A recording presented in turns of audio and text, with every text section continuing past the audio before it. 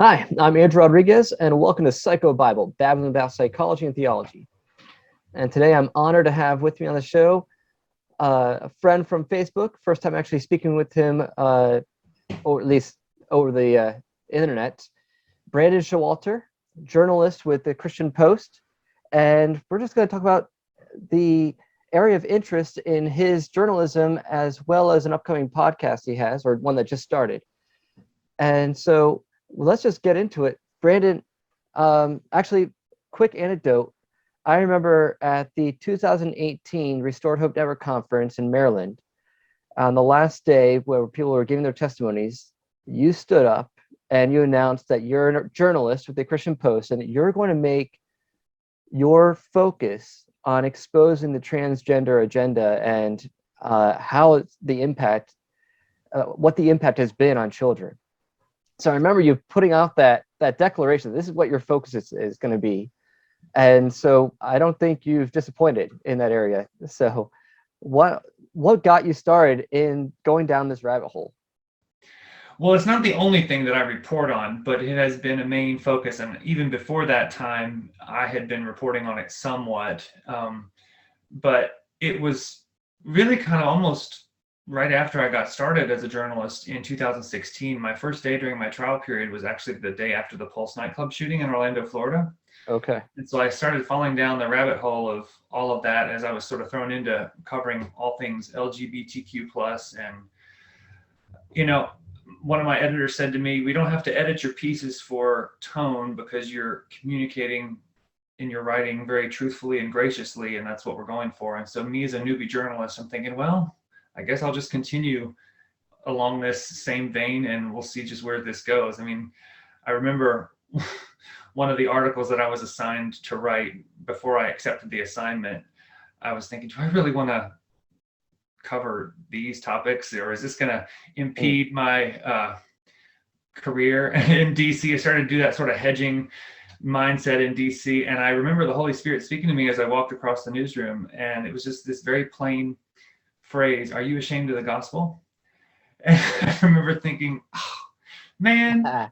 So I just said no. And then, so I just felt like the Lord said, well, then write the article.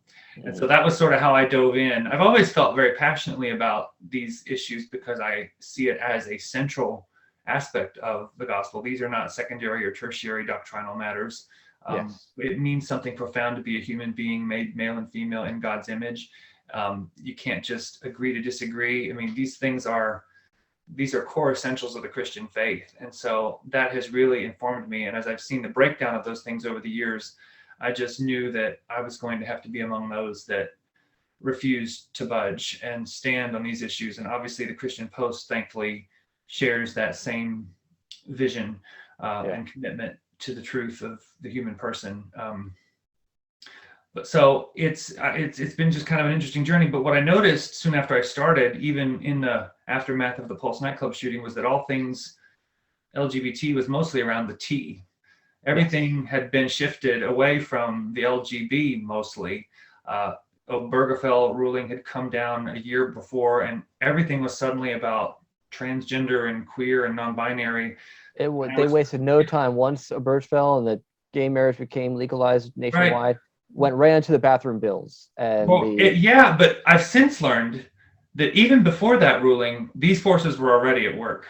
There was long before. I mean, it's been interesting to sort of learn some of the history behind all of that. But I started realizing about how language is being manipulated, and that made the hair on the back of my neck stand up, where I would be reading a mainstream article in the New York Times, the Washington Post, and I would see males being referred to as she and her, and other sorts of nonsensical phrases like assigned the wrong sex at birth and all this stuff. And I was just floored at how they had overtaken these ideologues in our media and in so many sectors, had overtaken our very means of communication to further lies. And I just knew as a journalist that I could not participate in that, because journalists should not lie. They should not use ideological newspeak and the language that just hijacks our ability to think in terms of material falsehoods.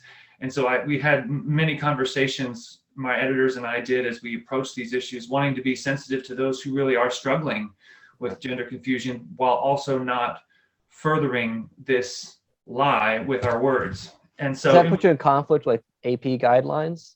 Well, we do, of course it does, but we don't have to abide by them, and so we don't. Okay. I mean, they can give guidelines, but Christian Post has its own guidelines. And so we refuse to lie about the sex of the body. So that was my first sort of wake up to what was going on, because prior to that, my grid for what was going on in this arena was just a few transvestites down at Mardi Gras in New Orleans. I didn't think that sex change surgery was a medically ethical practice, but I had no idea that it had become entrenched in our medical system. I thought it was on the fringe. And then soon after I learned about all the language manipulation, I saw that this was actually being medicalized, and it was being done to children. Yeah. And that's when, as I like to say, something inside me snapped. And I said, oh, no, not on my watch. I can't believe that they're giving kids puberty blockers. When I learned what those were and how they were being used, I just was like, what? I mean, how in the world is this right? But as I look back, you realize they've been planning, the activists in the medical system and throughout the media and throughout culture and academia, they had slowly engineered this plan and stealthily edited guidelines, turning up the heat very slowly, and it's just sort of exploded. And by the time you discern what's going on, they've already moved the goalposts. And so I was just, when I woke up to what was happening, I just knew that, okay, I've got a job in journalism. At least I can do something about it from my job. And this is an issue of ultimate importance in my mind. And most of all, because these practices are so unethical, it amounts to a medical scandal. And so when people ask me, why do you care so much about this? These are just a few poor people, they're gender confused, just have compassion, just use a pronoun. And it's like, this is a medical scandal. And so that's eminently newsworthy. And so I felt like sort of the crazy man, prophet in the streets, screaming about this for years. But now, in the last year and a half, 2 years, people are saying to me, oh, yeah, I see what you meant all these years. Finally, those of us who have been making noise about this for the last 5, 6 years have been vindicated, and and I believe will continue to be, because the harms are so unignorable now, especially as more and more what are known as detransitioners are raising their voices and saying, yeah, I'm sterile now. I miss my breasts. These medical experiments didn't solve my problems. This is wrong. Please help. Don't do this. And so the carnage, people are now seeing it. We've had documentaries made. I've been in a few documentaries, and there are some that are coming out that I'll be in. So we're kind of amid a zeitgeist of sorts where public consciousness is now, there's greater awareness of what's been going on. And it just shows that now is not the time to let up. Yeah. Keep pushing. So let's go into what were some of the specifics that you discovered about the whole industry that were most kind of things that the average person wouldn't know. I think one of the most horrifying specifics that I learned was just how this was a top-down orchestration, that this had been engineered for so long, that the first pediatric gender clinic was opened in 2007 in Boston. But the media had been slowly grooming the public, inculcating them with this dogma that this is fine. Jazz Jennings, that poor boy, his name is Jaron. His real name is, I don't know what his real name is, but the boy who claims to be a girl, and his public castration was on TLC. He's been on the top. He's been in the news since he was, I think, 3 or 4 years old. He was on Barbara Walters, I don't know if it was 2020, some kind of special that she did. And I saw this old clip from when he was just a very young kid. And there was some idiot doctor on there talking about how Jazz, who is a boy, is 100% girl. So even back then, they were starting to really sow the seeds of this. And because one of the things that people say to me is like, it just seems like this exploded. And it's like, they've been at this a while. And yes, of course, it's crazy, but they've just been slowly introducing this. And I think especially with the advance of LGBTQ plus activism, people have been just slowly, groomed into accepting all kinds of what you and I believe as Christians is a fatally flawed anthropology. And Mm-hmm. so even though now I know plenty of gays and lesbians, same-sex attracted persons who are adamantly opposed to this trans stuff, the breakdown has really been a long time coming. And so it's alarming to see how many people have become captured and institutions that have become captured by this. But you realize that when you see how all of the tops of society, medical associations, the Endocrine Society, the American Academy of Pediatrics, the Pediatric Endocrine Society, school counselors associations, all of the tops of these influential professional groups, all of their professional guidelines have been just swept up into these radical activist hands, who then write policy and then disseminate this to the media, and they shape culture.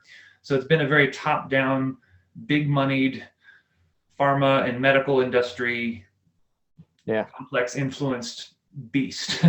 And it's not an organic movement. So when you see the institutional capture and you realize, oh, you're not a tinfoil hat conspiracy theorist, to realize what's going on, that's just a chilling moment.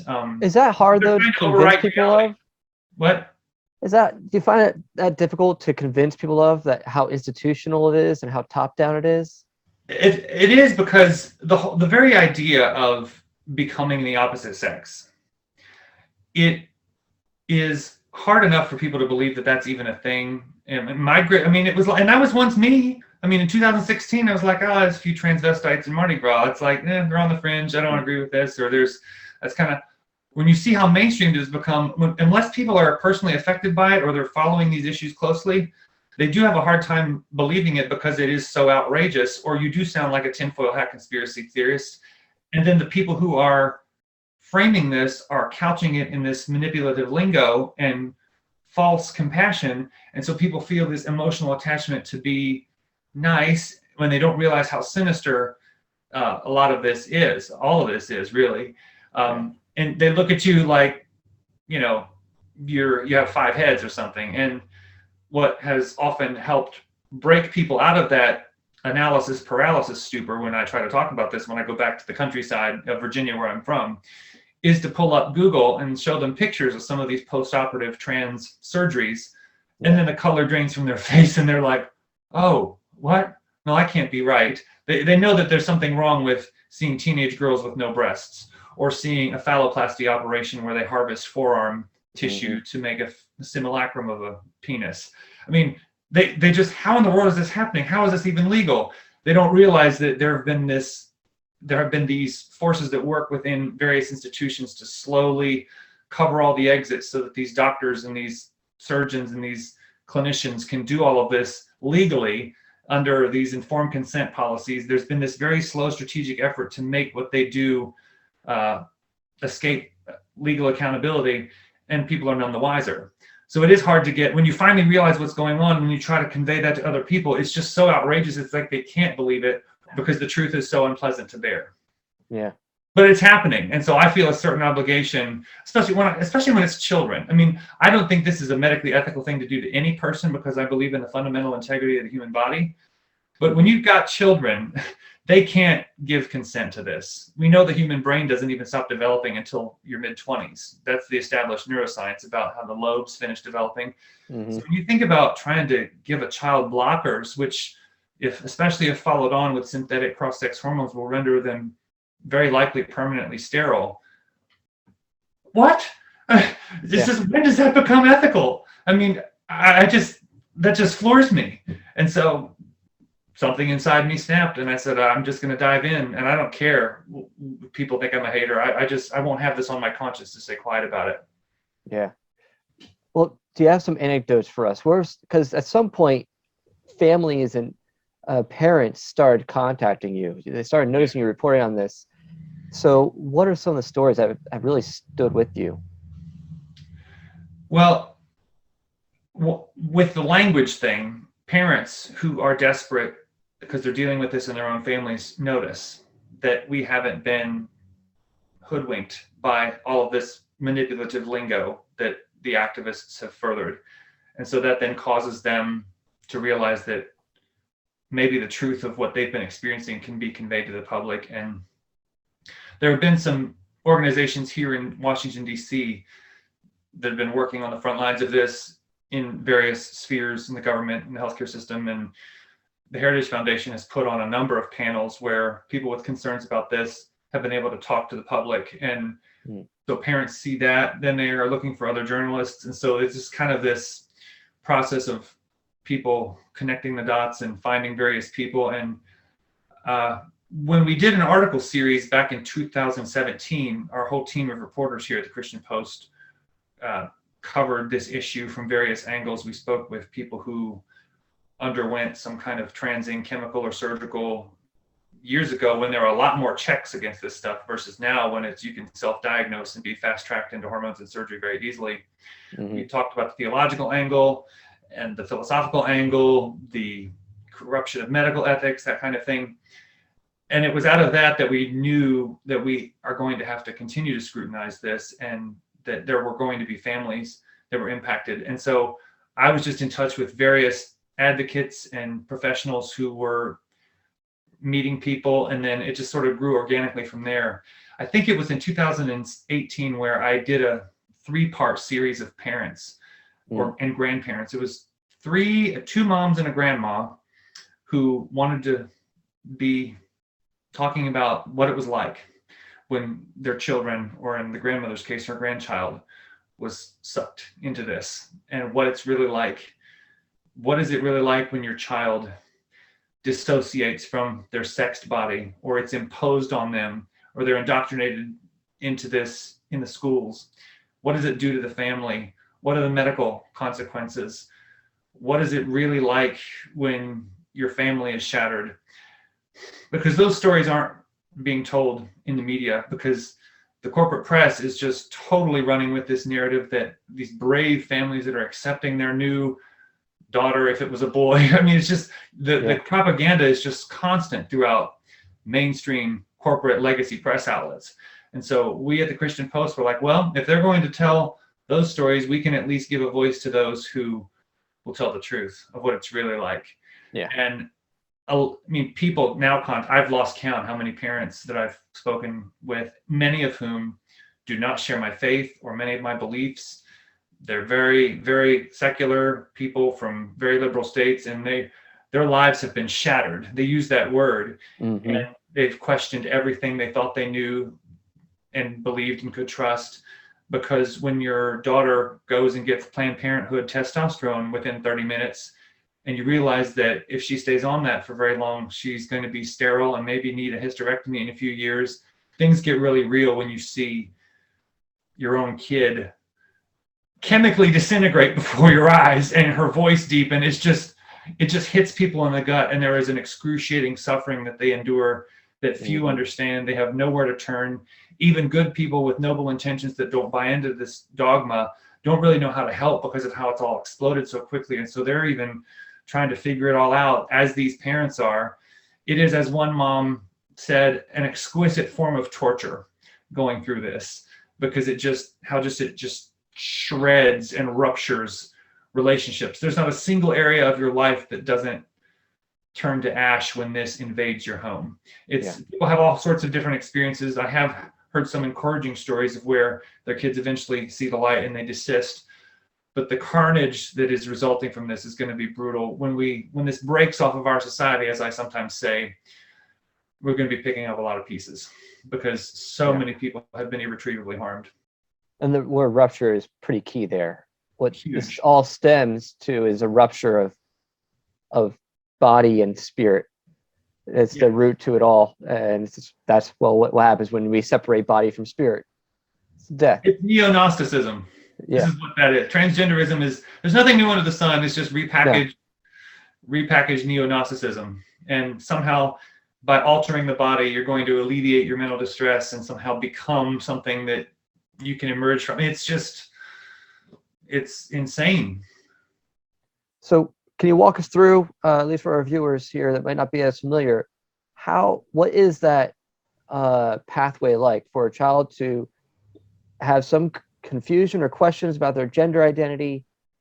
What have you heard as the stories of how quickly they go through some form of social transition or medical transition? Well, every case is different, but it's uncanny how similar the trajectory is for many people. The predominant demographic of young people who are being sucked into this mindset and way of life are teenage girls. For the first time in diagnostic history, we see gender dysphoria diagnoses being teenage girls. Previously, it was almost exclusively young boys, vanishingly rare. The book that was sort of the watershed book on this subject was Irreversible Damage by Abigail Schreier, which came out in the summer of 2020. The jumping off point of that book was a research study that was published in the journal PLOS ONE from Brown University researcher Lisa Littman. And she found that this was heavily influenced by a peer contagion where many girls who in friend groups online, they're on Tumblr and YouTube, and they all come out at the same time as trans or non-binary or some sort of other gender identity. Yeah. So that's very typical. And so this is spread via social contagion, kind of like anorexia has in past years. Mm-hmm. Or they're indoctrinated by school assemblies or lessons at school, especially if in a very liberal area. But even in rural red states, this stuff, anywhere there's Wi-Fi, this is affecting your kids. And this is even in places where you wouldn't maybe expect it because the culture is more conservatively inclined or whatever. This is everywhere. And so they start to get the idea that somehow if they feel uncomfortable in their body or if they don't adhere to certain cultural stereotypes, that maybe their body is wrong. There's all sorts of really subtle, insidious ideas that are introduced into the minds of often very struggling children, many of whom are on the autism spectrum. And so they then start to believe, and especially if they're autistic, they'll just fixate on this ferociously and become very rigid that this is going to be the solution to their problems. Some of these young people, especially if they're girls, just believe that if they start a course of testosterone, all their problems are going to go away. And in certain states and locales, it's very easy where I've heard of stories where guidance counselors are even making referrals to the local gender clinic, where school officials are facilitating and they're wedging themselves in between the parent-child relationship. Here in the DC area, I've heard of that in not the county that I live in, but in Montgomery County, Maryland. It's unbelievable how the schools will call a child a different name at school, and then on documents that are sent home, they'll be referred to as the name that their parents have given them. Very duplicitous. It's so nefarious. And so the schools are actively facilitating this, and I think in this medical scandal, the schools are actually more ground zero than the clinics because they're building the clientele and the customer base for these clinics. There's the first step in the pipeline toward this experimental medicalization. Yeah.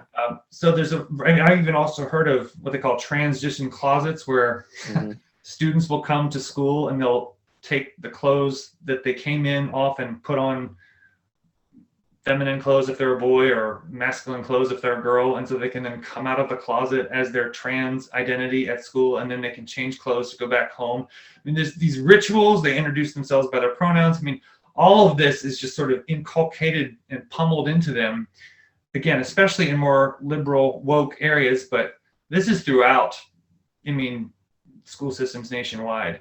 And so they're playing an active part on that. Genders and sexuality alliance clubs at school are a breeding ground for this kind of thing. They used to be called gay straight alliances. I think it's now gender and sexuality alliances. All these other kind of queer clubs and trans clubs. I know of a case where it was a club like that, where these teachers and these faculty advisors who were ever part of it actively sort of brainwashed a young girl in a purple state, and then in a very short amount of time, within 7 or 8 years, that troubled young girl, who I believe is on the autism spectrum, managed to run away to the state of Oregon as a minor, change her name and legal gender in court, and on an outpatient basis, funded by Medicaid, get both of her breasts cut off, her entire reproductive system cut out.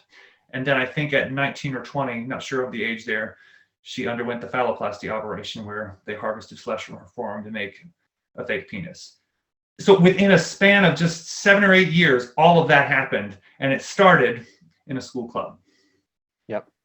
So that's probably the worst story, but there are varying degrees of, kids just, especially girls, as soon as I turn 18, I'm going to go to Planned Parenthood and get myself some testosterone. And you can get it within half an hour, even via telehealth call at Planned Parenthood now. And it's only done, you don't even need a formal diagnosis. And maybe there's some places where you can get a therapist letter, but I know of cases personally where the same day they got their testosterone just because they went in there and announced that they were trans, and all they had to do is take their blood pressure, take a blood sample, sign an informed consent document that had some but not all of the risks, and they were hooked up with their drugs. Now, when it came to children, what are you noticing as far as, or what have you learned as far as the change over the years in the standards of care when it comes to this? What's the model? I mean, we used to have what we call the watchful waiting model. And can you explain more what it's shifted to more recently? Watchful waiting is now seen as bigoted.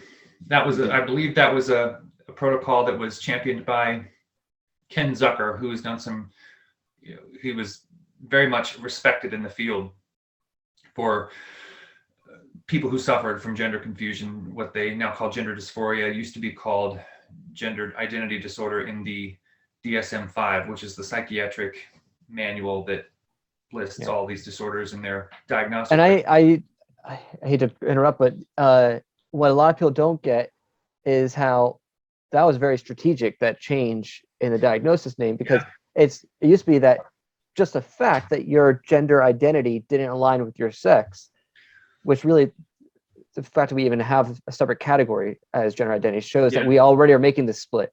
But it used to be understood because there used to be a basic acknowledgement of natural law. So it used to be understood that that alone was the disorder, just the fact that there is a discordance between your sex and your gender identity. Right.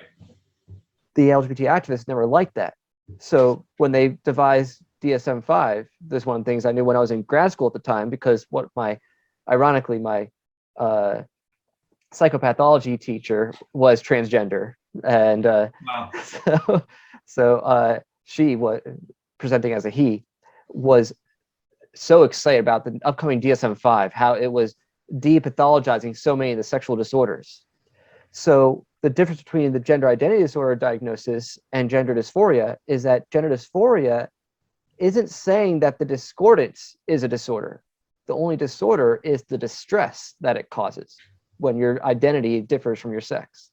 And those little shifts are important to note because it's very subtle, but it actually means something profound.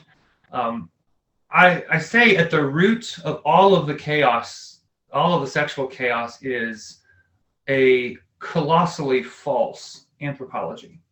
I mean, we as Christians keep it simple, male and female. I mean, whatever you may be experiencing in your limbic system and psychologically and whatever's going on, those feelings may be very real. I wouldn't want to deny, and it's a hard thing to deal with. I mean, for people who truly experience a discordance in their psyche about their bodies, it's a nightmare. And we should absolutely have compassion for those people and help them with counseling and therapy. I don't have any ill will toward people who, for whatever reason, experience that. And I think a lot of this is rooted in abuse and trauma and other mental health issues. And so I don't know a single person, especially not if they're Christians, who would want to treat people with the utmost care and compassion, because it's a truly hard thing to deal with. Yeah. But with the introduction of gender identity as a category of personhood, you can then label something that's just a material falsehood, because there is no brain imaging scan, blood test, or genetic marker that can prove the existence of this thing called a gender identity. It's just not there.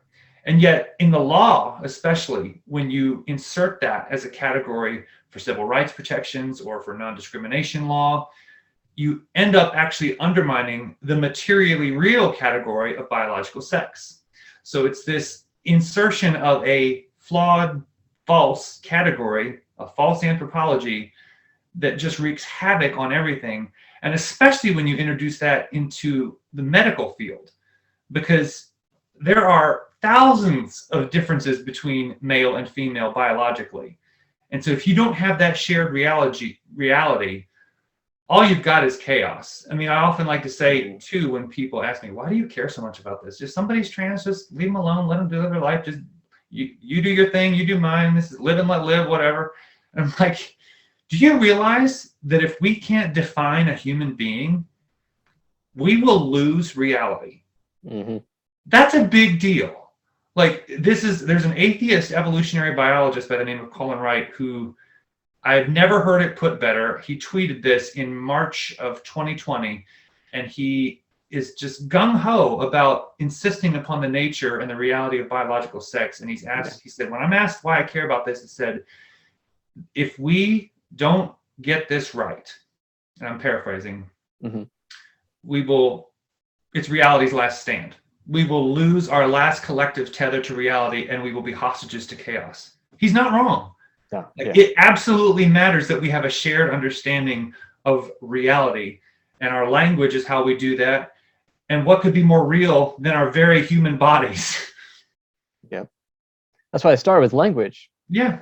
Because our language is only honest if it conforms to reality.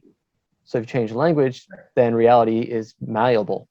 If you destabilize language, you can destabilize thought. Yep. So anyway, back to the watchful waiting. So that was the recommended course because, well, what we're seeing now is a different style of gender dysphoria or gender identity confusion than we used to in the past. Because you said primarily it used to be boys, and the reality is it started much younger. Right. Back to what we understood as more, from those from like myself from a more psychoanalytic tradition, we understood that age 3 to 5 is the gender identity stage development for boys. Boys have that task at that age. Girls don't. Right. Because at least if they have their mother and they're bond with her early enough. So if there's something that goes awry early enough, whether it's because of the relationship with dad or some other forces, some other influences or conclusions that they arrive at, they have it. And a lot of it is because we conflate masculinity with maleness itself. Right. So if I don't fit the stereotypes of what it means to be masculine, then I'm not a male. Right. And they can make these conclusions internally, and then it becomes so overwhelming they believe it's the valid truth about their identities. Right. But and that's an important point. That's a really important point because I think there are gender non-conforming people, and I wasn't exactly the most gender conforming person. I like the music and the arts and not sports. And yeah, same. You know, I think it's important to say to people that there's many ways to be a male. If you like certain things, just because even if most of culture doesn't do that, there are sex-based stereotypes that are pretty. A lot of them are arbitrary. Yeah, so arbitrary. I mean, the most obvious one is the way we ascribe gender to colors. I mean, why is pink a color for girls and blue a color for boys? That was a marketing thing, actually. I was in an article I read a while ago. Up until like the 50s, I think it was just white and yellow for babies of either sex. Yeah. Then the department stores realized, we could sell more if we made one color for girls and one color for boys.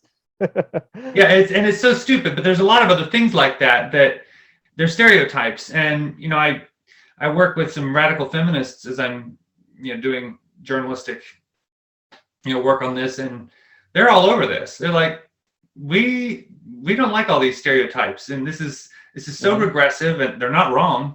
I mean, it is kind of just really stupid if you think about, pink's a color for girls and boys a color for blues. I'm like, what? Now, other thing, that's obviously the most example, but some women just like they're tomboys, or they like to climb trees. They didn't like to play with dolls, and they were interested in different things, and they're really good at it, and they're engineers, and they're more mechanically minded, where some boys are music and artistic. And it's like, great, let's not be rigid about these things. Yep. I think there's some important biological differences. We don't want to flatten the distinctions between male and female.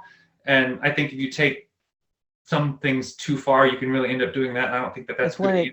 But there's ways. Cultural manifestation becomes canonized. Right. That's when we're having problems. It's solidified. But you can have sort of atypical interests, if you will, and that's a line from the Catholic bishop here in town, which I loved. Said you can have atypical interests and still express yourself as a male or a female. There's nothing wrong if you tend to like things that might be more stereotypically feminine or stereotypically masculine. That does not undercut your maleness and your femaleness made in God's image. Yeah. But with the watchful waiting model, what we understood is that by puberty or by the end of adolescence, Right. they desisted. Yes. That The confusion, vast majority. as they grew up into their manhood, and they started to recognize that, oh, who they were like. They are now like the other males. They became secure in that identity. Mm-hmm. By then, they resolved. Now, they might have still had some degree of insecurity, so a lot of them would still end up maybe having same-sex attraction issues, Mm-hmm. but nevertheless, they were secure in their sex. Mm-hmm. What we're seeing now, like you're talking about, is this contagion, and it's primarily teenage girls. It's not, and I guess maybe some like uh, pre-adolescent girls as well, but a lot of it is around the puberty age. It's not starting at that early age that we're used to seeing with the classic version of transgenderism or gender identity dysphoria. Right. So, no, this is an internet-fueled peer contagion largely, and I think there are other factors too. Again, if someone has been abused as a child, or there's other mental health conditions going on, makes them more susceptible. Psychiatric comorbidities. There are other factors, but I think the underlying philosophy now. Pornography is also an influence. Yes, especially because kids are getting exposed to it earlier and earlier. And it's pretty gnarly. Horrific. Yeah, imagine being a young girl and you're seeing this porn, and how are the women being treated? They're being treated like vile objects. Yes. Does that make you want to grow up to be a woman? No, you want to be the one who's in power. Who wouldn't want to escape that? Who wouldn't? Yeah. I mean, it's depraved. So what's the underlying philosophy now that's driving this? Well, we need to get them to identify earlier and affirm by manipulation of the society and how people socialize with them through language and how they address them, as well as conforming their body to their identity. What is the underlying philosophy that drives that?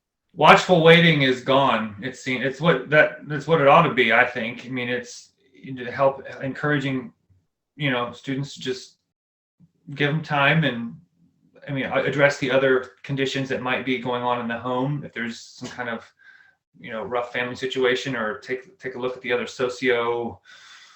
psychological factors that could be contributing to it. But now it's affirmation only, where this idea that if you have a gender identity that is at odds with your biological sex, or the infinite number of whatever the gender identity, there's like 72 of them now, I think. I mean, probably 100 by now. That you're supposed to be immediately and unquestionably affirmed. And that may or may not mean some sort of medicalized pathway. But again, because of the institutional capture where professional groups are going along with this and even encouraging it, you are very likely to have all of these social things changed about you. You might change your new name, go by a set of pronouns of your choice, you're hijacking language, you might dress to appear more like the opposite sex. But most egregiously, in my view, is that it may mean that you are steered toward a clinician in a doctor's office or at a hospital, and you are ingesting hormones of some kind. And if it's after puberty, it'll probably be cross-sex hormones, because you can't block your puberty with blockers like Lupron or triptorelin. But so girls would get testosterone, boys will get estradiol and spironolactone, or some other cocktail of hormones. And then perhaps a disfiguring, mutilating, body-altering, medically unnecessary surgery to make your body appear more like the opposite sex. And of course, those things are irreversible. I know girls as young as 13 that have had their breasts amputated, physically healthy breasts amputated. Boys as young as 15 that have had their genitals amputated. These surgeries are gruesome. And I can prove this with the citations, by the way. I mean, if lest anybody doubt me, I can cite you the medical journal down to the page number where the gender clinicians themselves have said that they've done this. So don't even take my word for it. Well, they tell themselves. Yeah. So they brag about it. They post on social media. It's pretty gruesome and exhibitionist, honestly, where you see these girls with these gashes slashed across their midsection, and I always feel so violated seeing that, because I don't want to be looking at the chest, but there it is. And so in a way it's exposing it, but I'm amazed at how so many people's senses have become dulled to seeing this kind of thing, particularly because you don't amputate physically healthy organs that will impede the function of the body. Some people say, well, isn't that just like plastic surgery? And you can make the argument that I think maybe it paves the way for it a little bit. But plastic surgery, where you're removing maybe a little bit of extra fat from your jowls or whatever, you're not impeding the function of the body. You might just be removing a mole or there's different kinds of plastic surgery or whatever. But when you cut a breast off, you remove the milk ducts. Like the whole organ is not functioning like it is. Yeah. And then it's connected to your endocrine system. And so plastic surgery that may be just a little bit more cosmetics, and if it doesn't impede, the reason that I think a little bit of plastic surgery is justifiable, ethically speaking, is that you're not impeding the function of the body, and you're not doing it to lie about your sex. Now, I think we need to be careful with plastic surgery and not just say you need to just alter your body. No, like restorative plastic surgery has its place. Especially it does have its place. There are good plastic surgeons that are trying to, help truly, but not those who impede the integrity of the human body as a whole. We wouldn't call chopping off someone's arm plastic surgery. Right. But somehow their genitals are different. I mean, it's just gaslighting. We've been so culturally and psychologically dissociated from our bodies that we somehow make this split, that I can just do whatever I want with this body, and I'm this set of interchangeable parts that I can cut one off and put an artificial one on and it's fine. No, it's not, because your whole overall health is going to be impacted by this. Your endocrine system is a pretty delicate ecosystem, and you don't just mess with it by exogenously pumping synthetic, untested hormonal agents into your system and expect there to be no problems. And what really gets me, I've thought about this, is like some of the same people that would be all about eating organic and I don't want hormones in my food and my milk or my meat, totally see no problem with taking hormones to irony. Somehow, how does that not break your brain with the cognitive dissonance there? But none of this makes any sense. Well, all right, but you did hint at it right there. And that's the question was, what is a philosophy that drives this new version, this affirmation only, is this idea that your true self, it's the neo-Gnosticism that you were hinting at earlier. Your true self is immaterial. Therefore, the body has no intrinsic meaning. Right. So therefore, you can do whatever you want with the body if it affirms your true self. Now, exactly. I think though, from the top down, the people that are pushing this ideology know that the regular person knows this isn't quite true, because we live in bodies. We know their body has meaning. So what they have to do to justify it is we tell them lies. That if you don't affirm, then they'll kill themselves. Would you rather have a dead son or a living daughter? So they have to push this propaganda. Nothing than hearing that. But that is the most widely used manipulative propaganda tool that they use to instill fear into parents, especially. That would you rather have a dead son or a living daughter? Would you rather be planning a transition or a funeral? That kind of manipulative garbage. Because we know suicide, look, I will be the first to say there have been some gender confused young people that have taken their lives. Of course. I think that has happened. And so any parent would want to prevent that if your kid really is experiencing some severe suicidal ideation. But the idea that you would actually alleviate that by fundamentally altering their bodies irreparably, you don't cut the body to heal the mind. Medical ethics is broken down so much, and there's a whole history to why and how that has happened. But suicide is always a combination of factors. You can't say, well, if you just pumped your kid full of wrong sex hormones, that wouldn't happen. You have no guarantee of that. And I can tell you, and there's research out of Sweden that is most often cited, but it bears repeating, that they are the most pro-LGBT plus country probably in the world. And they actually followed up with all of the post-operative, what used to be called transsexuals, from I believe it was 1973 to 2003, 30-year, all the cohort. And they found that even after those people, after they follow up, there was like a 19 times higher hazard of completed suicide after they had gone through all of this stuff. And I know, what they call detransitioners now, who, if they were suicidal before, they're really suicidal now, because now their voices are altered. They realize it didn't affect their problems. The post-operative euphoria that they experienced in the weeks and months after their surgery is long gone, and they realize that altering their bodies didn't help their mental health. There were other issues that they had to work on, and now they're missing body parts. And so it's even more depressing. And so it's a particularly sinister, vicious lie. And you want to see me get exercise is when I hear Christians making that argument. Because don't you have any kind of spiritual discernment to know how you're being manipulated? And it shows you how carnal so many Christians are. They don't, I can't make a blanket statement, but I would say in general, a lot of Christians just are not familiar with what our own sexual ethos is. What our own vision for human sexuality is. And if you don't know your own history and your own theology, and you know what you have to offer the world, you'll probably be sucked down into this kind of false notion of compassion. And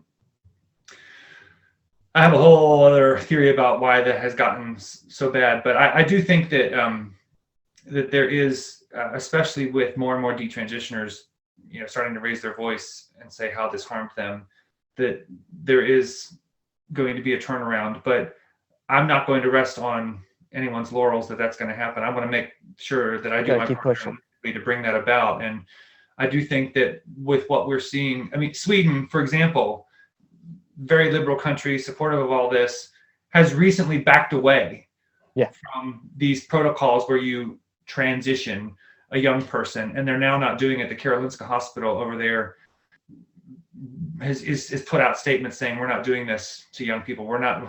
They're really moving away from this, as is neighboring Finland, and I think the UK is moving away from this. France, I believe, also.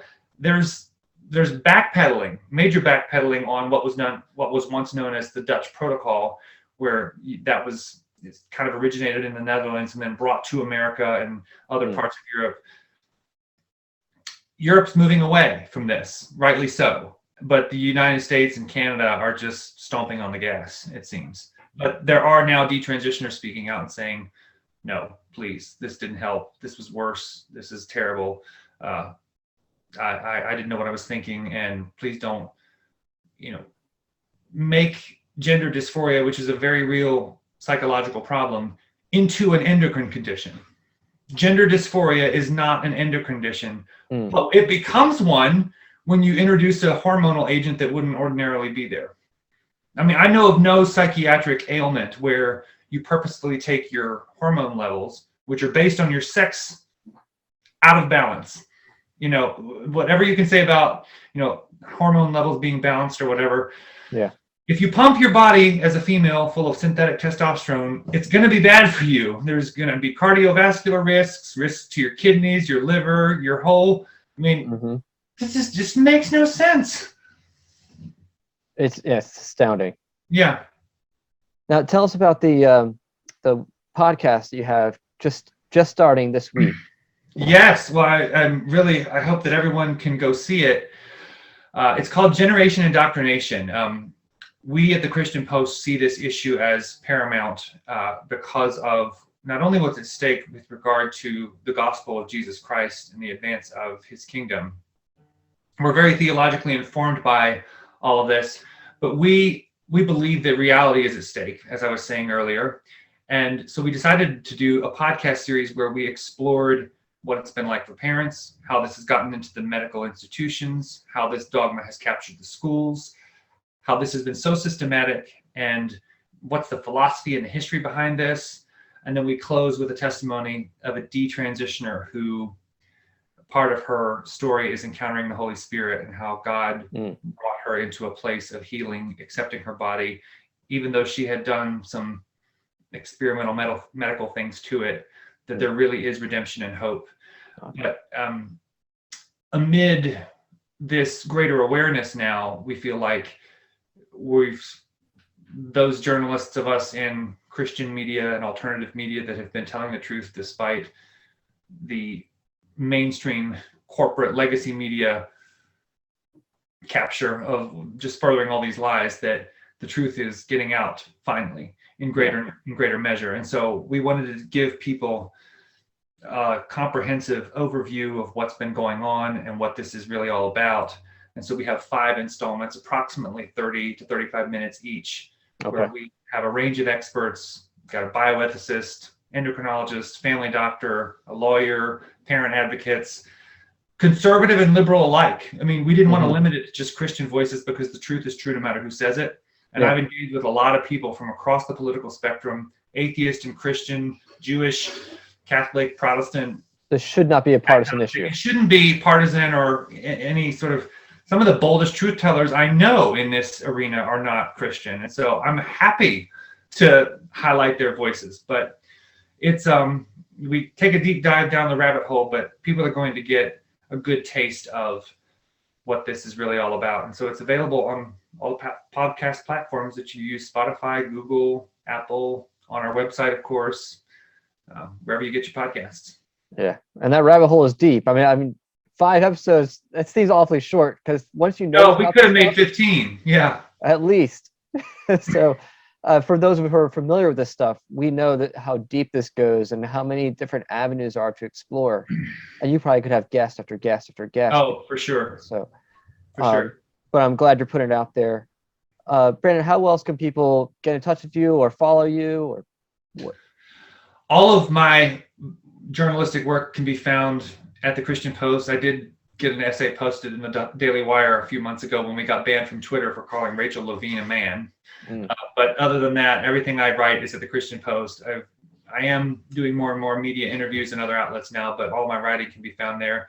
On Twitter, I can be found at Brandon M. Show.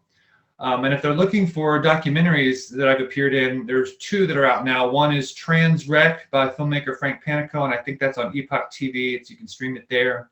And if you're a subscriber to Fox Nation, you can go see Tucker Carlson's original documentary called Transgressive, The Cult of Confusion. And I was honored to be a contributor in that documentary. Excellent. So the truth is getting out there. Documentary filmmakers are saving the day.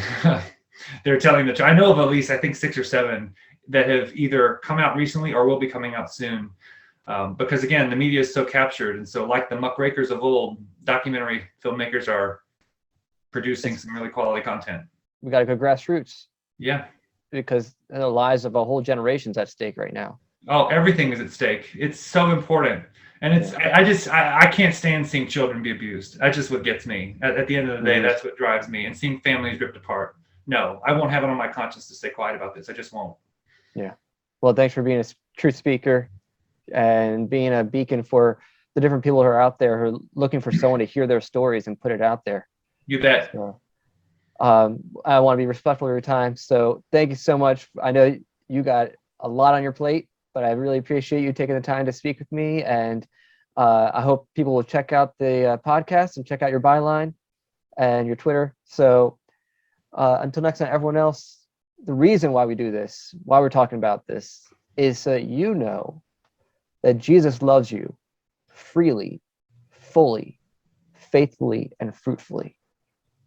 Thank you.